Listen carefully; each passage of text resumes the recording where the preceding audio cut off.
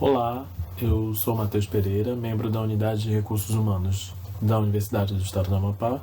Eu estou aqui para realizar a apresentação da Instrução Normativa número 02 da Pró-Reitoria de Planejamento e Administração da Universidade, que dispõe sobre os procedimentos necessários para a adoção do sistema de teletrabalho aos servidores da universidade. Esse projeto nasceu com a perspectiva de uma gestão de pessoas em que traga uma política de valorização de pessoal, em que permite o servidor otimizar a sua carga horária para que possa realizar a entrega das suas demandas, aperfeiçoando assim os sistemas de requerimento, registro e tramitação de processos institucionais, visando o aumento da produtividade do servidor. Assim como promover uma cultura orientada aos resultados, em que vise a eficiência e a efetividade dos serviços e atendimentos prestados pelas unidades que ingressarem nesse regime. De todo modo, além de permitir que o servidor possa manipular a sua carga horária para que possa ser melhor gerenciado em termos da sua rotina profissional e pessoal, essa instrução normativa dá espaço para a minimização dos custos do poder público, estimulando o princípio da economicidade, permitindo que a universidade possa fazer uma melhor gestão dos investimentos e recursos no qual ela recebe. Essa instrução traz no seu escopo os seguintes conceitos. O teletrabalho corresponde à modalidade de trabalho realizada de forma remota, não presencial, com a utilização de recursos tecnológicos e elementos disponíveis de sistema de informação e comunicação fora dos limites físicos da universidade. É necessário deixar claro aqui que os recursos tecnológicos necessários para a execução das atividades para fins dessa instrução não são de responsabilidade da universidade fornecer ao servidor.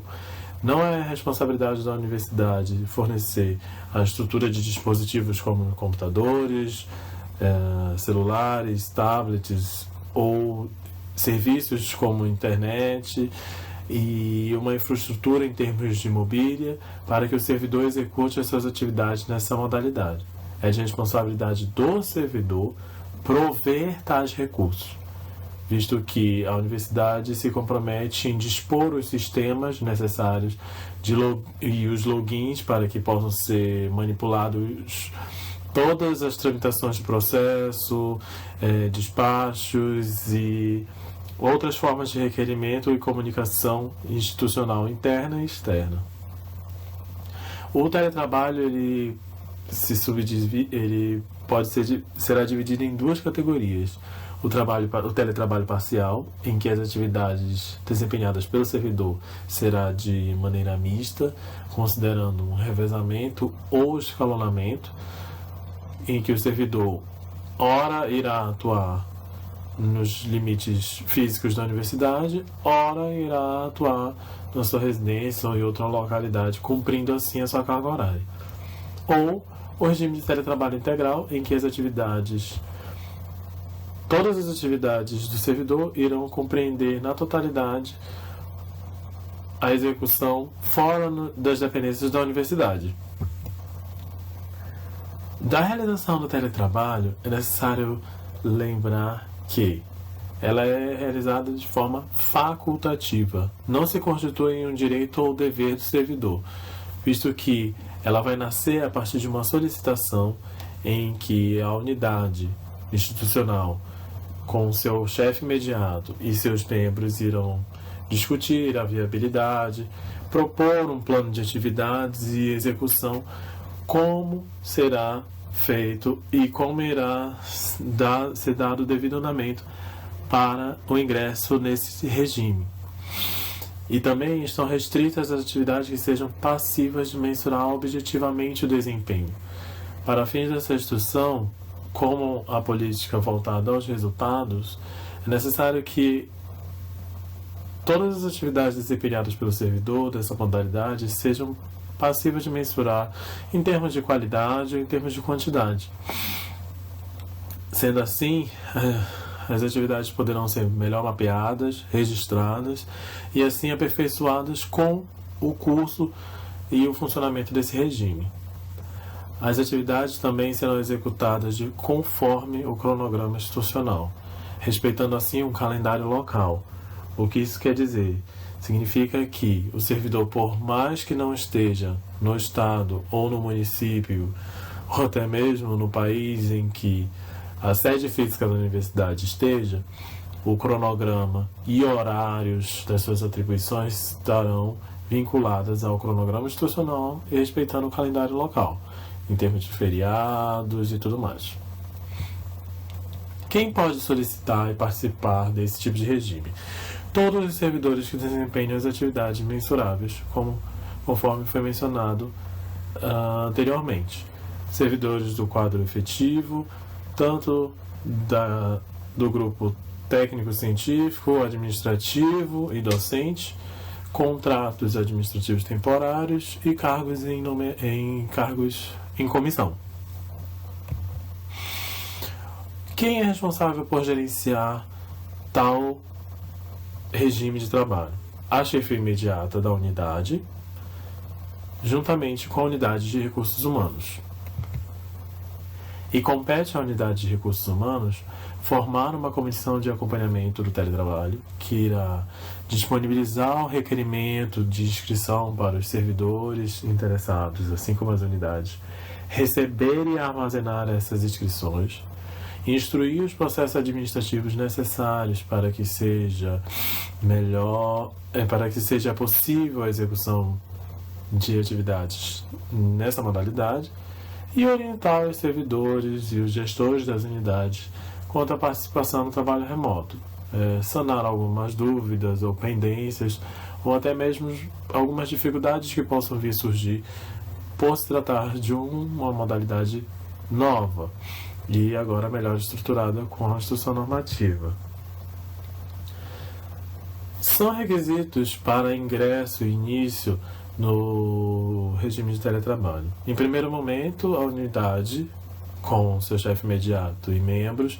irão estipular as metas de desempenho acerca de prazos, como irão funcionar os atendimentos, os tempos de respostas e mapear ao máximo toda a rotina daquela unidade de forma local, para tentar preencher todas as lacunas possíveis em que seja para que seja possível prever os casos em como serão solucionados os devidos problemas, atendimento das suas demandas. Sendo assim, a unidade irá elaborar, o chefe da unidade, junto com seus membros, irá elaborar um plano de trabalho para a unidade como um todo, que corresponde ao anexo 2 dessa instrução, e cada membro da unidade irá elaborar um plano de trabalho individual, em que o servidor vai avaliar as atribuições legais do seu cargo, juntamente com as atividades elencadas no plano de trabalho pelo chefe imediato, em que a rotina da unidade a rotina que obedece à rotina da unidade, montando o seu plano de trabalho individual. A participação em um treinamento com a unidade de recursos humanos para melhor gerir e tirar as últimas dúvidas acerca de como será executado as suas atividades nesse regime, e a assinatura do termo de adesão, que corresponde ao anexo 1 dessa instrução. Bem, uma das partes elementares dessa instrução visa avaliar o controle das jornadas de trabalho. O registro das jornadas o registro de jornada no regime de teletrabalho será contabilizada pelo relatório de atividades individual, que corresponde ao anexo 4 dessa instrução, que deverá ser entregue por meios eletrônicos à chefia imediata, de forma semanal ou quinzenal, conforme estabelecido no plano de trabalhos da unidade. O servidor terá sua frequência registrada com base nos relatórios da unidade, que serão enviados pela chefia imediata mensalmente até o 5º dia útil de cada mês ao RH para posterior inclusão no sistema. Ou seja, cada servidor membro da unidade terá que enviar 2 em caso de relatório quinzenal ou 4 em caso de relatórios semanais para o seu chefe imediato. O chefe imediato irá receber de forma em mídia eletrônica esses relatórios, computar e compilar em um único relatório da unidade enviado para o RH. Mas, caso o servidor não entregue um relatório de atividade individual, ele será notificado via e-mail institucional, conforme anexo 6 dessa instrução, pela chefia imediata. O servidor ele deverá encaminhar o relatório de atividades com a justificativa devida pelo atraso em até 5 dias a partir da ciência da notificação. Não sanada essa pendência, o servidor terá falta reportada por parte do chefe imediato no relatório de unidade que é enviado mensalmente pela chefia ao RH.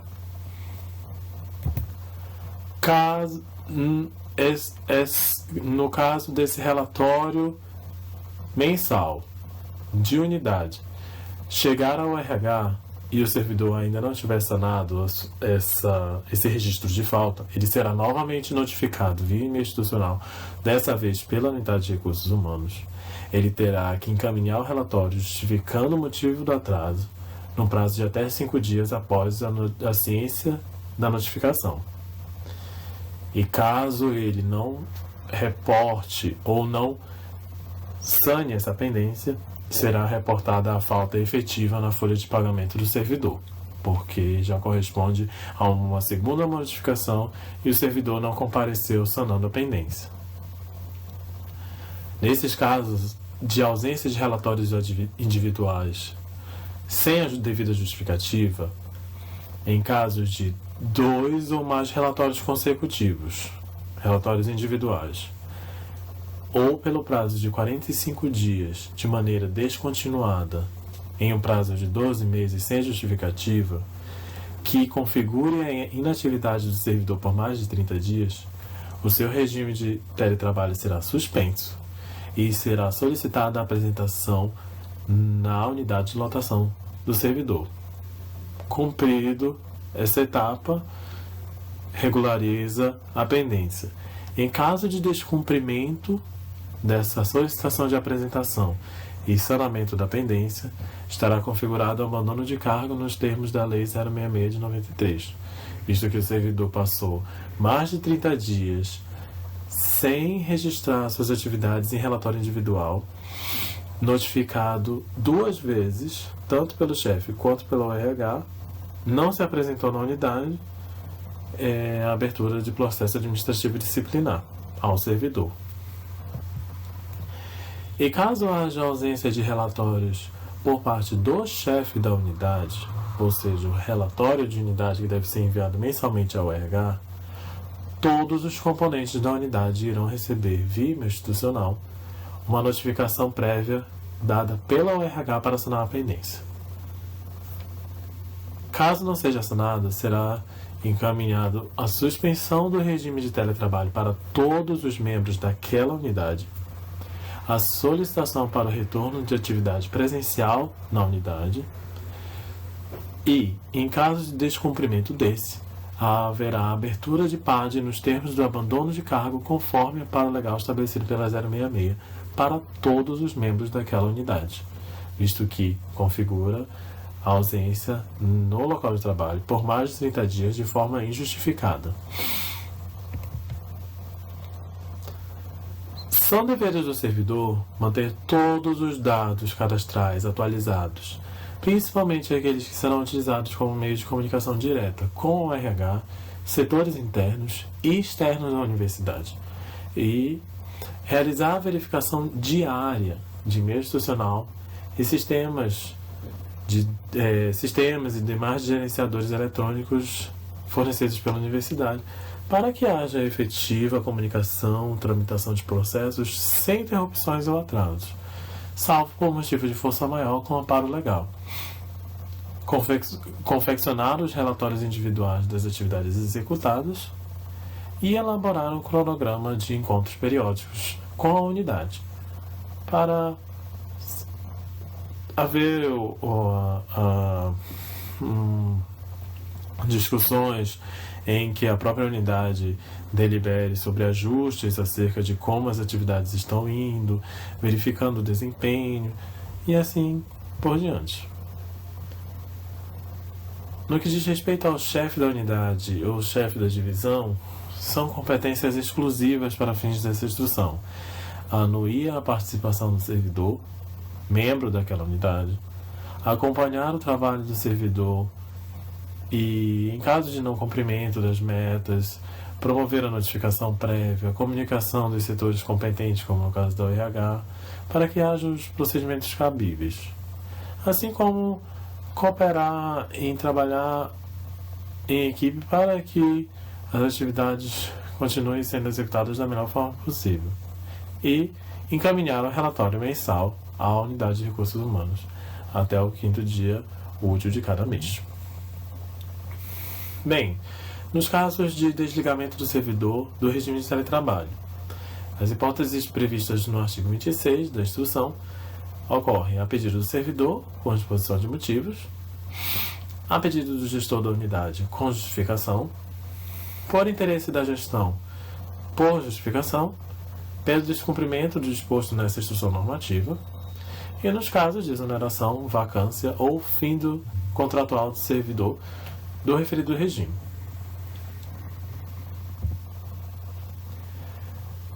No caso de suspensão ou revogação no regime de teletrabalho, o servidor deverá se apresentar em um prazo de até 10 dias úteis após a confirmação do recebimento da notificação prévia, e terão suspensos seus acessos aos sistemas eletrônicos por ele gerenciados, salvo e-mail institucional, no caso em que haja ausência de relatórios ou algum outro caso em que seja necessário suspender esse regime do servidor. Bem, e para fins das disposições finais dessa instrução, a jornada de trabalho será computada mediante a entrega de relatório de atividades individual por parte do servidor membro e relatório de unidade por parte da chefia imediata. O horário noturno, finais de semana ou feriados não acarretarão em ônus ou acréscimos remuneratórios ao servidor. Ou seja, por mais que o servidor opte em executar suas atividades em algum outro horário que não corresponde efetivamente ao horário comercial de execução das atividades da universidade, isso não irá acarretar em ônus salariais. E em casos omissos, a unidade de recursos humanos é o setor responsável para o sanamento de dúvidas ou pendências existentes. Bem, para demais dúvidas acerca da instrução normativa, acesse o site da universidade ou entre em contato com a unidade de recursos humanos através do e-mail rh@oea.edu.br e